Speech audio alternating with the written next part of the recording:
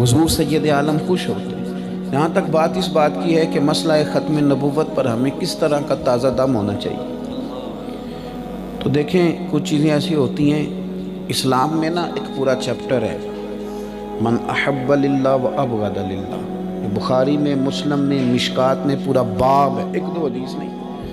یعنی اللہ کی رضا کے لیے محبت کرو اور اللہ کی رضا کے لیے بغض بھی رکھو، اللہ کی رضا کے لیے بغض بھی رکھو۔ اور یہ آپ کو کتب احادیث میں چیز ملتی ہے۔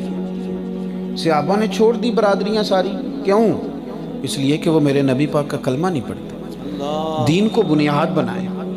کوئی ہماری دیوار نہیں گرائی کسی مرزئی نے، لیکن انہوں نے ایک نقب لگایا اسلام۔ ایک تو ہے نا پکا مشرک ہے، کافر ہے، مانتا ہی نہیں، اور ایک یہ کہ کلمہ پڑھ کے اتنی بڑی بے ادبی نہیں، اندر داخل ہو کے لبادہ اوڑھ کے اور ہمارا قرآن پاک ہاتھ میں تھام کے پھر یہ ظلم کے حضور کے بعد بھی نبی آ سکتا ہے۔ یہ وہ جو میں نے شروع میں بات کی تھی، اس بات کو ذرا اس سے جوڑیے، یہ بھی ایک شک پیدا کرنے کے کہ ذات رسالت کے بارے میں مسلمان مشکوک ہو جائیں، یہاں بھی عقیدے میں نقب زنی۔ تو ان ظالموں نے اتنا بڑا مسلمانوں کے ساتھ دھوکہ کیا، اتنا بڑا۔ ان کے بارے میں نا جس طرح کسی بندے سے الرجی نہیں ہوتی انسان کہ وہ اظہار بیزاری کرے، طبی طور پر اس کو نا نفرت ہو ایسے لوگوں سے۔ یہ جو قادیانی، یہ ہمارے ہاں اب ایک طبقہ اٹھا ہے ہمارے اینکروں کا، یہ کچھ تھوڑے سی دنیاوی تعلیم پڑھے ہوئے لوگوں کا، ان کے اندر انسانیت کوئی تھوڑی زیادہ ہے، تھوڑی زیادہ ہے، یعنی دین سے بھی تھوڑی ہے۔ کہتے ہیں جی آپ نے کیا، حضور تو رحمت ہیں، رحمت للعالمین ہے۔ وہ میرے بھائی، حضور فتح مکہ پر لوگوں کو معاف کریں پھر بھی رحمت للعالمین ہے، اور جب بدر کے دن تلوار اٹھا لیں تو پھر بھی رحمت للعالمین۔ حضور کا تلوار اٹھانا بھی رحمت ہے، تلوار اٹھانا بھی۔ آپ کہیں گے وہ کس طرح؟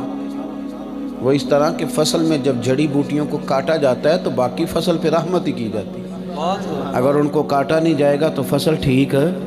تو ظلم کو مٹانا یہ بھی رحمت ہوتی ہے۔ اگر ظالم کو بے لگام چھوڑ دیا جائے تو پھر وہ جو مظلوم ہوتے ہیں ان کے ساتھ یہ ظلم ہے کہ آپ نے ظالم کو بے لگام چھوڑ دیا۔ تو یہ اب تو بہت سارے یورپ بیچارے کا مسئلہ یہ ہے کہ ان کو نا ایک فوبیا ہے مفت کا، ہے وہ بھی غلط، ان کو ایک مفت کا فوبیا ہے کہ شاید مسلمان شدت پسند ہیں۔ ایسی بات کوئی نہیں، مسلمان سے زیادہ نرم کون ہو سکتا ہے؟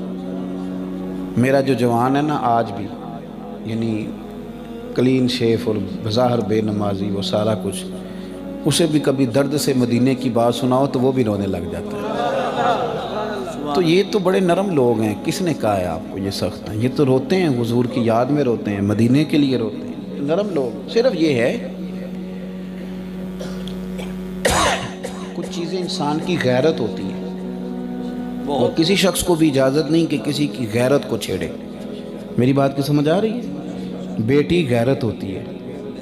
اب آپ معاذ اللہ ثم معاذ اللہ کسی کے گھر میں جھانکیں اور اس سے آپ کہیں کہ تو نرم آدمی ہے، تو مہربانی کر، کچھ بھی نہ کہے، تو یہ نرمی نہیں، یہ بے غیرتی ہے۔ بہت خوب، یہ نرمی، میری بات کی سمجھ آ رہی ہے؟ غیور آدمی اللہ رسول کو پسند ہے۔ حضور نے دیوس پر لعنت فرمائی، فرمایا جو اپنے گھر میں برائی ہوتے دیکھے پھر بھی چپ رہے وہ دیوس ہے، وہ لعنتی ہے۔ یہ کیا بات ہوئی؟ یہ آپ اچھی طرح سمجھ لیں، اور میں نے بہت پہلے بہت ساری جگہوں پہ کہا، پھر کہتا ہوں، نبی پاک کی ذات ہماری غیرت ہے، حضور کا پیار ہماری غیرت ہے۔ امیر ملت پیر جماعت علی شاہ صاحب کہتے ہیں ہندوؤں کا جلسہ تھا، مسلمان کوئی بھی نہیں تھا، سارے ہندو ہی تھے۔ تو ایک پنڈت تقریر کر رہا تھا تو اس نے معاذ اللہ حضور کے بارے میں کوئی غلط بات کر دی، اور کر دی اس نے، سپیکر لگا ہوا تھا، وہاں ایک ملنگ بیٹھا تھا، وہ دوری ڈنڈے والے نہیں ہوتے، کیا کہتے ہیں ان کے ڈنڈے کو؟ وہ رنگین کو ہیں متار، وہ متار اس نے پکڑی ہوئی تھی۔ اس نے دیکھ لیا کہ یہ تو حضور کی بے ادبی کر رہا ہے، اور میں بڑے ذمہ داری سے کہتا ہوں کہ شرط ہے کہ واقعی کسی نے بے ادبی کی ہو، کہانیاں بنا کے نہیں۔ ہمارے یہاں یہ بھی ایک مسئلہ ہے، وہ جس سے ہماری مخالفت ہو جائے نا، سیاستدانوں کی ہو جائے تو وہ غدار ہوتا ہے، اور کسی مذہبی آدمی کی ہو جائے تو بے ادب ہو جاتا ہے۔ یہ نہ کریں آپ، اس کی تحقیق ہوگی، اسلام نے اس کے لیے باقاعدہ قانون بنایا۔ تو اس نے سن لیا وہ ملانگ نے کہ یہ بے ادبی کر رہا ہے حضور کی، تو ڈنڈا لے کے نا مطہر لے کے تو سٹیج پہ چڑھایا، کہتا میں نے اس پنڈت کو ماری، ایک ہے ماری ذرا صحیح کر کے۔ وہ ڈھیر ہو گیا، پکڑ لیے پولیس والے، تھانے لے گئے۔ امیر ملت کہتے ہیں میں ملنے گیا، حضرت علیہ رحمہ فرماتے ہیں کہ میں نے جا کے اس سے سلام لی، تو سادہ بندہ پنجابی آدمی پینڈو، تو میں نے اسے کہا مسجد بھی تو نہیں آتا، داڑھی بھی تو نے نہیں رکھی، نماز بھی تو نہیں پڑھتا، پر کام بڑا شاندار کیا ہے۔ تو کہتے ہیں وہ سادے سادے لفظ کہنے لگا، پیر جی میں مسیتے نہیں ہوندا، میرے لیے دعا کرو، میری غلطی ہے، نماز نہیں پڑھتا میری غلطی ہے، پر حضور میں گناہگار ہاں، پر اپنے نبی دا غدار تے نہیں۔ گناہگار اور غدار میں فرق ہوتا ہے۔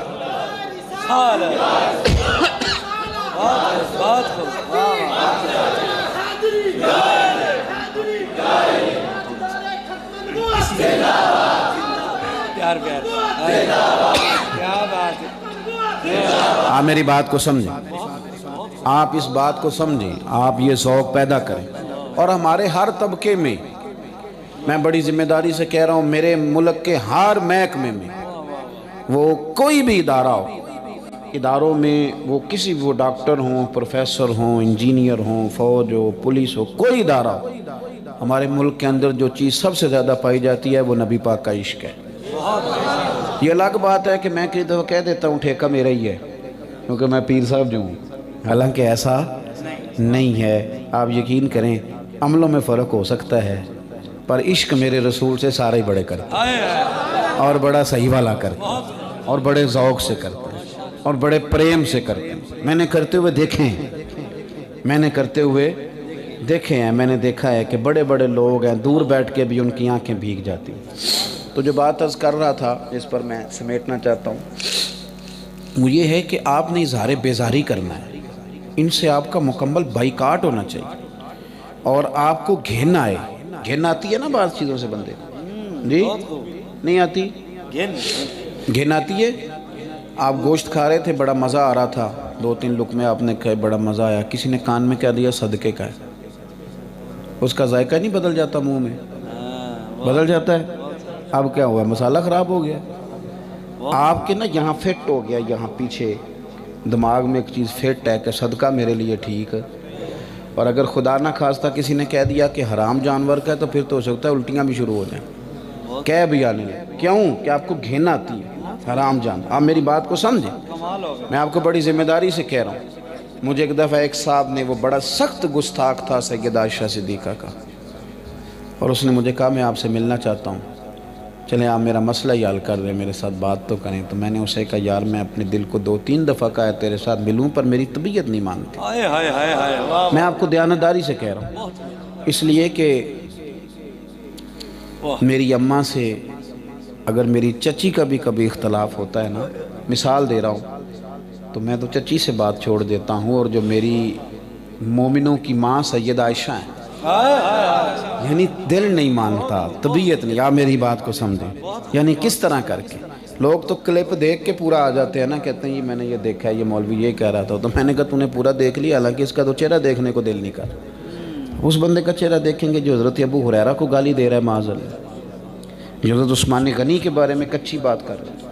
تو آپ اپنی طبیعت میں یہ باتیں لائیں، یہ اصول ہے، یہ اصول ہے۔ آپ کی برادری کو بندہ گالی دے کے چلا جائے، ساری زندگی نہیں بولو گے، اور جو حضور کی ختم نبوت پہ ڈاکہ ڈال کے چلا جائے، تو یہ اصول ہے، اصول کو آپ سمجھیں۔ میں نے جتنی باتیں کی ہیں کوشش کی ہے کہ کچھ آپ کی سمجھ میں آ جائے، ورنہ بڑی بوجھل تھی میری طبیعت، اب میں مزید کچھ کر نہیں پا رہا۔ اللہ آپ کو جزائے خیر دے، انشاءاللہ اللہ موقع بناتا رہے گا نا جی، معاملات چلتے رہیں گے۔ اللہ آپ کو بہت ساری جزائے خیر عطا فرمائے۔ آخر آپ کی مہربانی، آپ تھوڑی سی بات کریں۔ میں آپ کے بعد کچھ بھی نہیں ہونا، اسلام ہی ہونا ہے، اگر اس سے آپ کی طبیعت نہیں میرے لیے مشکل